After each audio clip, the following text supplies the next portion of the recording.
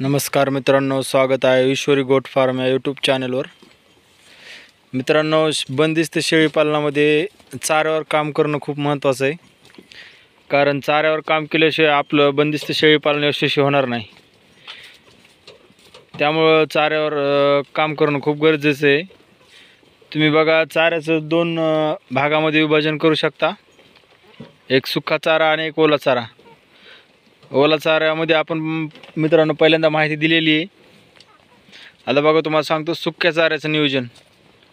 बघा, आपण समोर शेळ्यांना सोयाबीनचा भुसा टाकलेला आहे। शेळ्या किती आवडीने खात आहेत बघा मित्रांनो। सोयाबीनचा भुसा टाकल्यामुळे एक शेळ्यांवर चमक पण येते आणि शेळ्यांचं पोट पण लवकर भरतं।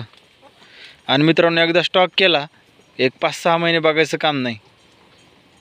समोर बघा, तुम्हाला दाखवतो टाकलेलं आहे आपण, किती आवडीने खात आहेत। तर हे बघा, या प्रकारे मित्रांनो सोयाबीनचा भुसा आहे आणि शेळ्या खूप आवडीने खात आहेत।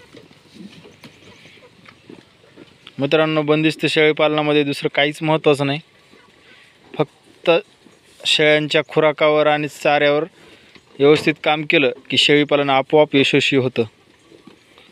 बघा आपल्या शेळ्या आणि क्वालिटी बघा मित्रांनो, शेळ्याची चमक वगैरे। हे बघा, आपली इकडे पिल्ले आहेत। हे बघा, पिल्ल्यांची क्वालिटी पण बघा मित्रांनो, टॉप क्वालिटीची पिल्ले आहेत। 1 महिना 17 दिवस झाले ताज्यांना कंप्लीट। हे बघा, हे बघा मित्रांनो पिल्ल्यांची क्वालिटी।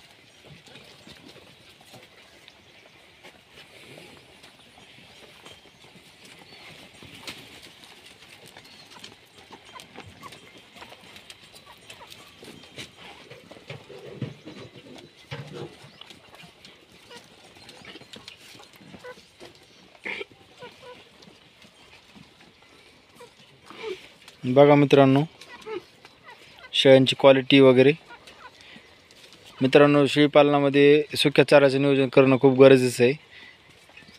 बघा, अशी क्वालिटी जर मेंटेन करायची असेल तर मित्रांनो फक्त खुराकावर काम करा, खुराकावर आणि चाऱ्यावर, बाकी काहीच नाही। तुम्हाला नाही मोठ्या शेडची गरज आहे की नाही कशाची गरज आहे, फक्त चाऱ्यावर आणि खुराकावरच काम करा, ही क्वालिटी तुमच्याजवळ राहणार आहे मित्रांनो।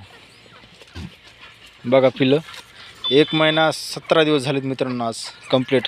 आपल्या चॅनलवर मागचे सर्व व्हिडिओ आहेत, जन्मल्यापासूनचे सर्व व्हिडिओ आहेत, बघू शकता तुम्ही ते पण।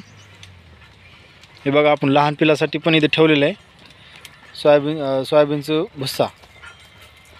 तर तुम्ही पण द्या मित्रांनो, हीच तुमच्यापाशी पण हीच क्वालिटी तयार होणार आहे। धन्यवाद मित्रांनो। व्हिडिओ कसा वाटला कमेंट करून नक्की सांगा। धन्यवाद।